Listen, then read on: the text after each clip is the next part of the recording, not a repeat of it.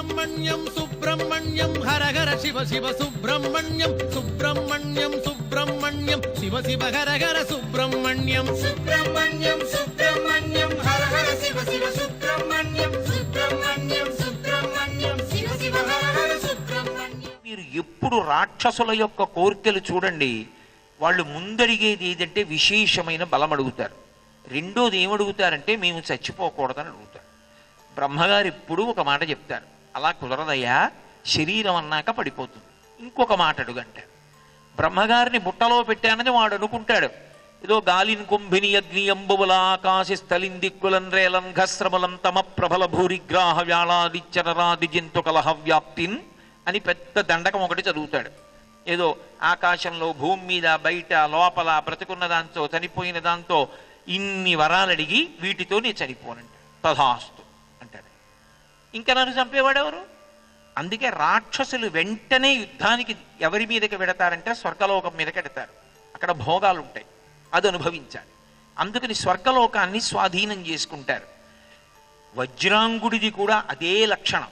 కోరి కోరి కోరి కోరి అటువంటి కొడుకు పుట్టాలని తపస్సు చేసి కంది దితి.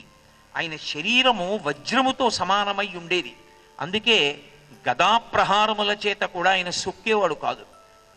అటువంటి కొడుకుని కంది ఆయన తపస్సు చేసి వరాలు పొందాడు. పొంది దేవేంద్రుణ్ణి కూడా బంధీకృతుణ్ణి చేసి తీసుకొచ్చి కారాగారంలో పడేసి భోగములను అనుభవిస్తున్నాడు. పౌరాణికంగా ఒక కథ వినేటప్పుడు అది ఎప్పుడో జరిగిపోయిన కథగా వింటే చరిత్ర అవుతుంది. అప్పుడు చరిత్ర మనకేం ఉపయోగంగా పనికిరాదు. కానీ మనం కూడా జీవితంలో ఎక్కడ అటువంటి పొరపాటు చేస్తున్నామో, ఎక్కడ దాన్ని దిద్దుకోవలసి ఉంటుందో గ్రహించాలి అంటే అందులో ఉండేటటువంటి తత్వాన్ని పరిశీలనం చెయ్యవలసి ఉంటుంది. కాబట్టి ఇప్పుడు ఇంద్రుణ్ణి బంధీకృతుణ్ణి చేసి ఆయన సమస్త భోగములను అనుభవిస్తున్నాడు. ఎంత పదవి లేకపోయినా ఇంద్రుణ్ణి కూడా తీసుకెళ్లి బంధీకృతుణ్ణి చేస్తే దేవతల గౌరవం ఏమవుతుంది? దేవతలందరూ వెళ్ళి సృష్టికర్త అయిన బ్రహ్మగారికి చెప్పుకున్నారు. ఎందుకని వరాలు ఇచ్చినవాడు ఆయనే. బ్రహ్మ అనేటటువంటి పదవికి ఒక గౌరవం ఉంటుంది. ఏమిటా గౌరవం అంటే ఆయన ఇంటికంతటికి పెద్దవాడు. ఈ సృష్టిని అంతటినీ చేసినటువంటి వాడు చతుర్ముఖ బ్రహ్మ. నన్ను కన్న తండ్రి నా పట్ల ఎలా సృష్టికర్తయో, మా నాన్నగారు శ్రీరామనవమి వస్తోందండి ఏదైనా డబ్బులు ఇవ్వండి అని ఎవరైనా అడిగితే ఓ 116 చందా రాసేసి రసీదు తీసేసుకుని వెళ్ళి మా అబ్బాయిని అడిగి తీసుకోండి అన్నారు అనుకోండి. ఆ శ్రీరామనవమి ఉత్సవం చేస్తున్న వాళ్ళు మా ఇంటికి వచ్చి మీ నాన్నగారు 116 రాసి రసీదు తీసుకున్నారు, ఇంటికి వెళ్ళి మీ దగ్గర తీసుకోమన్నారు, అయ్యా 116 ఇవ్వండి అని అడిగారు అనుకోండి. మా నాన్నగారికి పదవీ విరమణ చేసి 10 ఏళ్ళు అయింది, అలాగే వ్రాస్తుంటారు ఆయన బుద్ధి లేక. ఆయన దగ్గరే పుచ్చుకోండి, ఆయన చెప్తే ఇస్తారని ఎందుకు వచ్చారన్నాడు అనుకోండి. ఇప్పుడు తండ్రి గౌరవం కాదు పోయేది, ముందు పోయేది తన గౌరవం. ఇంటి యజమాని గౌరవాన్ని నిలబెట్టడం ప్రథమ కర్తవ్యం ఎవరికైనా కూడా. అలా సృష్టికర్త అయినటువంటి బ్రహ్మగారి యొక్క గౌరవాన్ని నిలబెట్టవలసిన అవసరం ఒకటి ఉంటుంది. కాబట్టి వజ్రాంగుణ్ణి కన్న తండ్రి కశ్యప ప్రజాపతి ఈ చతుర్ముఖ బ్రహ్మగారితో కలిసి కొడుకైన వజ్రాంగుడి దగ్గరికి వెళ్ళాడు. ఎంత నువ్వు బలపరాక్రమములు పొందిన వాడివైనా దేవేంద్రుణ్ణే తీసుకొచ్చి కారాగారంలో బంధీకృతుణ్ణి చేస్తే ఏమి మర్యాదగా ఉంటుందిరా, విడిచిపెట్టమన్నాడు. చతుర్ముఖ బ్రహ్మగారే నడిచొచ్చినటువంటి కారణం చేత ఇంద్రుణ్ణి విడిచిపెట్టాడు. అయితే వజ్రాంగుడి విషయంలో ఒక అద్భుతం జరిగింది. ఎవరికీ లభించినటువంటి మనస్థితి వజ్రాంగుడికి దొరికింది. రాక్షసుల్లో కూడా మెరుపులు ఉంటారు. ప్రహ్లాదుడు లేడు, వజ్రాంగుడు అటువంటి మెరుపు. ఆయనకి మనసులో ఒక భావన వచ్చింది, ఎంతో తపస్సు చేస్తే ఈ బ్రహ్మగారు నాకు ప్రత్యక్షమయ్యారు, ఈయన వలన నేను ఎంతో శక్తిని పొందాను, ఎన్నో భోగాలు అనుభవించాను. కానీ ఎన్నాళ్ళు ఇలా భోగాలు అనుభవించడం? ఈ భోగాలు అనుభవించాలనేటటువంటి కుతూహలం ఏర్పడడానికి కారణం రజోగుణం, తమోగుణం. సత్వగుణం నా ఎందు ప్రకాశించి ఉంటే నాకు ఇన్ని కోరికలు ఉండేవి కావు. అసలు ఏ కోరిక లేకుండా ప్రశాంతంగా కూర్చోవడంలో ఉన్న తృప్తి అన్ని కోరికలు అనుభవించడంలో ఎక్కడుంది? అదొక సుడిగాలి. కాబట్టి నాకు ప్రశాంతత కావాలి. ఆ శాంతికి కారకం కోరికలు లేని స్థితి. ఆ కోరికలు లేని స్థితి ఏర్పడడానికి కారణం సత్వగుణం వృద్ధిలోకి రావడం. నా ఎందు సత్వగుణం ఉండట్లేదు, ఎందుకంటే ఉపాధి రాక్షస ఉపాధి, నేను తినే ఆహారం అటువంటిది అని బ్రహ్మగారిని వరమడిగాడు. మీరు వచ్చారు, గౌరవించి నేను విడిచిపెట్టాను ఇంద్రుణ్ణి, మీరు నాకొక్క వరం ఇవ్వండి. ఇకపైన నా బుద్ధి కేవలము సత్వమును మాత్రమే ఆశ్రయించి ఉండాలి. నాకు ఏ కోరిక ఉండకూడదు, నేను ఎవరి జోలికి వెళ్ళకూడదు, నేను ప్రశాంతంగా భగవంతుని యొక్క పాదములను స్మరిస్తూ జీవితం గడిపేయాలి. చతుర్ముఖ బ్రహ్మగారు చాలా సంతోషించారు. ఒక రాక్షసుడికి ఇంత మార్పు వచ్చింది. చాలా ఆనందించి, నీకు వరం ఇస్తున్నాను, నువ్వు పరమసత్వంతో జీవిస్తావు, ఇక పైన ఎవరి జోలికి వెళ్ళవు. శాంతి అంతా నీలోనే ఉంది. శాంతి బయటకెడితే దొరికేది కాదు. అది వజ్రాంగుని యొక్క వృత్తాంతం మనకి తెలియచేస్తుంది. శాంతి కొరకు బయట తిరిగినంత కాలం శాంతి ఉండదు. లోపలే ఉన్నటువంటి శాంతి అనుభవించడం అలవాటైతే అదే శాంతికి కారణం. ఏది ఉంటే శాంతి అని అడిగారు అనుకోండి, అసలు శాంతి అన్న మాట ఉండదు. అసలు నాకు ఏది లేదు అన్న ప్రశ్న ఒకటి వచ్చిందనుకోండి, శాంతి తప్ప వేరొకటి ఉండదు. ఈశ్వరుడు ఇచ్చిన ఏదైనా ప్రసాద బుద్ధితో స్వీకరించగలిగాడు అనుకోండి, శాంతి తప్ప వేరొకటి ఉండదు. అయితే మీరు నన్ను ఒక ప్రశ్న ఇయ్యచ్చు, నీకు జీవితంలో అంతా వడ్డించిన విస్తరేమో అందుకు అలా అంటుంటావేమో, సమస్యలు ఉంటాయి కదా, మరి సమస్యలున్నా కూడా శాంతిగా ఉండడం సాధ్యమవుతుందా అని. అలా ఉండగలిగిన వాళ్ళు ప్రసాద బుద్ధి చేత ఉంటారు. ఇది ఈశ్వర ప్రసాదము అని స్వీకరిస్తారు. వైద్యుడి దగ్గరికి ఎడతాం, రోగం తగ్గడానికి ఒక ఔషధాన్ని ఇస్తాడు, అది పరమచేదుగా ఉంటుంది, అయితే మాత్రం పుచ్చుకోవా? రోగం తగ్గడానికి చేదుగా ఉన్న ఔషధాన్ని ఎలా సేవిస్తావో అలా మనశ్శాంతికారకమై నువ్వు ప్రశాంతంగా ఉండి భగవంతుడి పాదములు పట్టుకుని మళ్ళీ ఇటువంటి సమస్యల సుడిగుండంలో చిక్కుకోకుండా ఉండాలంటే తరుణోపాయం ఆయన పాదాలు ఒక్కటే. అలా పట్టుకుని ఈ జన్మలో కర్మఫలాన్ని అనుభవించేస్తే అక్కడతో అక్కడ వదిలిపోతుంది. అలా అనుభవించకుండా అనుభవిస్తూ భగవంతుని పాదాలకి దూరం అయ్యారనుకోండి, మళ్ళీ ఉత్తర జన్మల్లో ఈ చేసుకున్న పాపమే మళ్ళీ కట్టిగుడిపై మళ్ళీ అశాంతి అనుభవించడానికి కారణం అవుతుంది. అందుకే అటువంటి శాంతితో జీవనం చెయ్యాలి అంటే సత్వగుణం లోపల ప్రబలాలి. దానికి భగవంతుడిచ్చిన దేనినైనా సరే ప్రసాదంగా స్వీకరించగలిగినటువంటి లక్షణం ఒకటి సాధన చేత ఉత్పన్నము కావాలి. పెద్దలు ఒక మాట చెప్తుంటారు. ఇద్దరు దేవాలయానికి వెళ్ళారట. ఒక ఆయన భగవంతుడితో అంటున్నాడు, అయ్యా నాకు అనుకూలవతి అయిన భార్యని ఇచ్చావు, ఆ కారణం చేత ఈ యజ్ఞయాగాది క్రతువులు చేస్తున్నాను, ఇంటికొచ్చిన నలుగురికి అన్నం పెట్టుకుంటున్నాను, భగవంతుణ్ణి సేవించగలుగుతున్నాను, ఇంత అనుకూలవతి అయిన పత్నినిచ్చిన నీకు నమస్కారం అన్నాడు. ఆయన వెళ్ళిన 10 నిమిషాలకి ఇంకో ఆయన వచ్చాడు, అయ్యా పరమగయ్యాళి భార్యనిచ్చావు, నేను ఏదైనా ఒక సంకల్పం చేస్తే అది జరగడానికి వీల్లేదంటుంది, అంత వ్యతిరేక ధోరణితో ప్రవర్తించగలిగిన గయ్యాళి భార్యని ఇచ్చావు కనుకనే నాకు వైరాగ్యం వచ్చింది, నాకు ఈ లంపటం మీద అసహ్యం కలిగింది. అనుకూలవతినిచ్చి ఉంటే ఆ లంపటంలో తగులుకుని ఎంత పాడైపోయి ఉండేవాణ్ణో, నాకు గయ్యాళి భార్యనిచ్చిన నీకు కృతజ్ఞత అన్నాడు. ఆయనది కృతజ్ఞత, ఈయనది కృతజ్ఞత. ప్రసాద స్వీకారమునందుంటుంది. ఈశ్వరుడిచ్చినది ప్రసాదము. ఆ ప్రసాదము రుచి నీకెందుకు? అది ప్రసాదం. ఆ ప్రసాదము వలన నీ కర్మ క్షయమవుతోందని జ్ఞాపకం పెట్టుకో. నాకు మోకాళ్ళ నిప్పులు వచ్చాయనుకోండి, ఈశ్వర ప్రసాదం. ఎందుచేత ఎప్పుడో ఏ కుక్క మోకాల మీదో కొట్టుంటాను, పాపం అది చాలా కాలం బాధపడి ఉంటుంది, అందుకే తొందరగా మోకాళ్ళ నొప్పులు వచ్చేస్తే ఇప్పుడు నేను చేసినటువంటి పాపం క్షయమైపోతాను. మోకాళ్ళ నిప్పుల్ని ఈశ్వర ప్రసాదంగా స్వీకరించేశాననుకోండి, పరమానందం.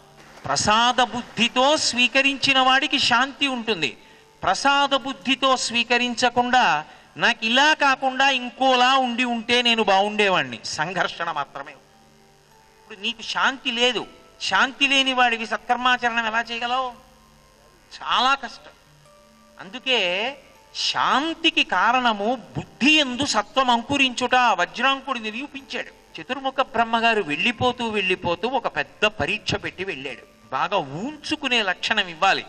పరమ ప్రశాంతంగా ఉండడానికి కావలసిన వాతావరణం అంతా ఇచ్చి వెళ్ళిపోయాడు అనుకోండి, శాంతిగా ఉండడంలో గొప్పే ఉంది. పరమ ప్రశాంతంగా ఉండడానికి వ్యతిరేకమైన వాతావరణం ఇచ్చారనుకోండి, అప్పుడు కూడా ప్రశాంతంగా ఉన్నారనుకోండి, ఇప్పుడు సత్వం బాగా ఏర్పడిందని గుర్తు. అందుకే వెళ్ళిపోతూ వరాంగి అని ఒక అత్యంత అందమైన స్త్రీని సృష్టించి బహుమానంగా ఇచ్చి వెళ్ళిపోయాడు. ఆ వరాంగి విశేషంగా సేవించింది వజ్రాంగుణ్ణి. చాలా కాలం సేవించిన తరువాత చేసిన సేవలకి తృప్తి పడ్డాడు వజ్రాంగుడు.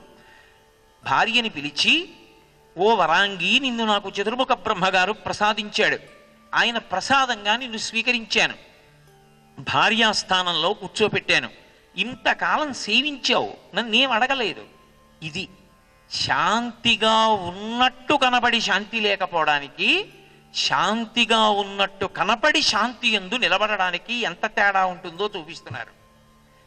అంత గొప్పగా భర్తని అనువర్తించినట్లు కనపడింది, అన్ని సేవలు చేసినట్లు కనపడింది.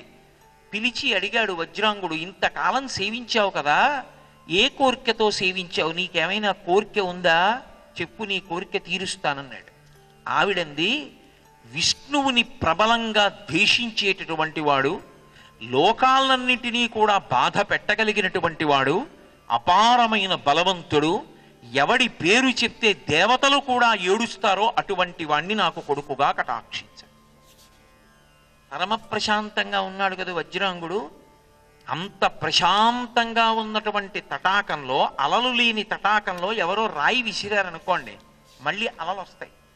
కానీ అలలకున్న లక్షణం ఏమిటంటే అవి మళ్ళీ ఒడ్డుకెళ్ళి వెనక్కి వచ్చి ఆ సరోవరంలోనే కలిసిపోతాయి. మళ్ళీ సరోవరం ఏ కదలిక లేకుండా చూసుకుంటే అలాగే ఉంటుంది ప్రశాంతంగా. ఆయన బాధపడ్డాడు, నేను సత్వగుణాన్ని ఆశ్రయించాను, ఎవ్వరికీ బాధ కలగడానికి కారణం కాకూడదనుకున్నాను, పరమ ప్రశాంతంగా ఉన్నాను. తీరా కోరిక కోరమంటే విష్ణుద్వేషి, విష్ణువు యొక్క బాధకి కారణమయ్యేవాడు కావాలంది. విష్ణు భగవానుడు స్థితికారుడు, ఆయన ఎప్పుడూ ధర్మాన్ని నిలబెడుతుంటాడు. ఆయన అవతారం తీసుకున్నాడు అంటే ధర్మాన్ని నిలబెట్టడానికే, ధర్మము పట్ల వ్యతిరేకులైన వారిని శిక్షించడానికే వస్తాడు. శ్రీ మహావిష్ణువుని బాధ పెట్టగలిగిన కుమారుడు కావాలని అడిగింది ఈ వరాంగి. ఇప్పుడు ఈమె కోరిక తీరిస్తే లోకములకు బాధకి నేను కారణము కాలా? అశాంతి పొందాడు. పొంది కర్తవ్యతానిష్టయందు శాంతి. ఇది చాలా పెద్ద మాట సుమండి, చాలా గంభీరమైన మాట నేను వాడింది. కర్తవ్యత నిష్ట పరమశాంతికి కారణం. బాధ్యత అన్న మాట అందుకే ఉండదు. మీరు కావ్యాల్లో కానీ పురాణాల్లో కానీ ఇది నా బాధ్యత అండి అని ఎవరనరు. కౌసల్యా సుప్రజా రామ పూర్వా సంధ్యా ప్రవర్తతే ఉత్తిష్ట నరశార్దూల కర్తవ్యం దైవమాన్హికం అంటాడు.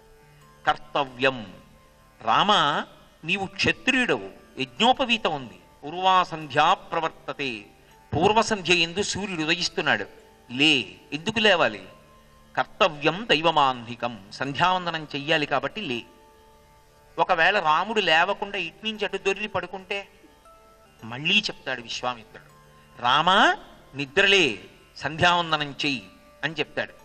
ఒకవేళ మధ్యాహ్నం వరకు రాముడు అలాగే పడుకుంటే మళ్ళీ అదే చెప్తాడు, మాధ్యాహ్నిక సంధ్య చెయ్యాలి రామా లే అంటాడు. సాయంకాలం వరకు పడుకుంటే మళ్ళీ ఇదే చెప్తాడు, సాయంకాలం రామా సాయంకాలం సంధ్యావందనం చెయ్యాలి లే అంటాడు. ఎంత చెప్పినా లేవాడు. ఈ రాముడికి చెప్పడం ఎందుకని మానేస్తాడా? అవతలవాడు చేశాడా చెయ్యలేదా నీ నెత్తి మీద పెట్టుకుంటే బాధ్యత. అవతలవాడు చేశాడా చెయ్యలేదా తత సంబంధం లేదు. సంధ్యావందనం యొక్క గౌరవం తెలిసున్నవాడు కనుక సంధ్యావందనం చెయ్యమని చెప్పవలసినటువంటి కర్తవ్యం తను పూర్తి చేశాడు. చెప్పడం తన కర్తవ్యం చేశాడు, అంతే. అవతలవాడు చేశాడా చేయలేదా అని ఎత్తికెత్తుకుంటే బాధ్యత. తాను చెప్పాడా లేదా తన కర్తవ్యం అయిపోయింది. ఇప్పుడు పరమప్రశాంతం. రాముడు లేవలేదండి, నేను చెప్పానండి, సంధ్యావందనం చేయలేదండి అని ఓహో తల కొట్టేసుకున్నాడు అనుకోండి విశ్వామిత్రుడు. మధ్యాహ్నం ఆయన సంధ్యావందనం చేసేటప్పుడు కూడా అర్ఘ్యం ఇచ్చేటప్పుడు మంచి ఉద్రేకంతో ఉంటాడు. లేవట్లేదు రాముడు, ఓ సంధ్యావందనం చేయడు, ఏమీ చేయడు, గాయత్రి చేస్తూ ఉంటాడు కానీ ఊగిపోతూ ఉంటాడు కోపంతో. ఎందుకు ప్రశాంతంగా ఉన్నాడు విశ్వామిత్రుడు అంటే కర్తవ్యమునందు నిలబడతాడు. అందుకే శ్రీరామాయణం మీరు చదవండి, రామాయణం అంతా ఒకే మాట ఉంటుంది, కర్తవ్యం. కర్తవ్యం అన్న మాటకు అర్థం నా వైపు నుండి ధర్మం, నేను ఏది చెయ్యాలో అది చేస్తున్నానా. అవతల వారు పాటించారు, చాలా సంతోషం, ఈశ్వర కృప వాళ్ళకి అనుగ్రహించాడు, వాళ్ళు మంచి మార్గంలో వెళ్ళడానికి నన్ను కారణం చేశాడంతే.